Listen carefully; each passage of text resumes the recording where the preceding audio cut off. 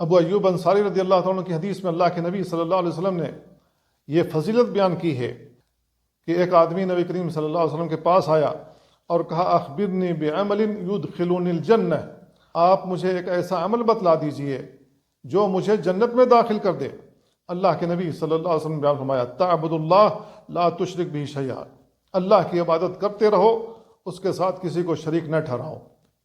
تو اللہ رب العالمین کی عبادت ہم پر فرض ہے۔ اللہ رب العالمین نے قرآن مجید میں کہا وَاعْبُدْ رَبَّكَ حَتَّى يَأْتِيَكَ الْيَقِينُ، اپنے رب کی عبادت کرتے رہو یہاں تک کہ موت آ جائے۔ تو جب تک بندے کے ہوش و حواس قائم ہیں اللہ کی عبادت کرتے رہنا ہے۔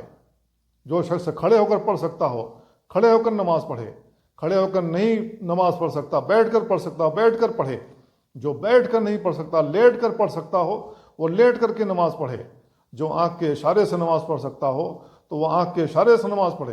اللہ رب العالمین کے ہاں نماز معاف نہیں ہے، اسی وجہ سے اللہ رب العالمین اس کے بارے میں قیامت کے دن سب سے پہلے سوال کرے گا، نماز پڑھ کے آئے ہو یا نہیں آئے ہو۔ جہنمی ایک دوسرے سے پوچھیں گے ما سلککم فی سقر، تم جہنم میں کیوں چلے آئے؟ قالوا لم نک من المصلین، تو وہ کہیں گے کہ ہم نماز نہیں پڑھتے تھے۔ تو میرے بھائیو، اللہ رب العالمین کی عبادت کرنا ہے، اس کے ساتھ کسی کو بھی شریک نہیں ٹھہرانا ہے، نہ سورج کو، نہ چاند کو، نہ زمین کو، نہ دریا کو، نہ سمندر کو، نہ کسی پتھر کو، نہ کسی انسان کو، نہ کسی فرشتے کو، کسی کو بھی اللہ کا شریک نہ بناؤ۔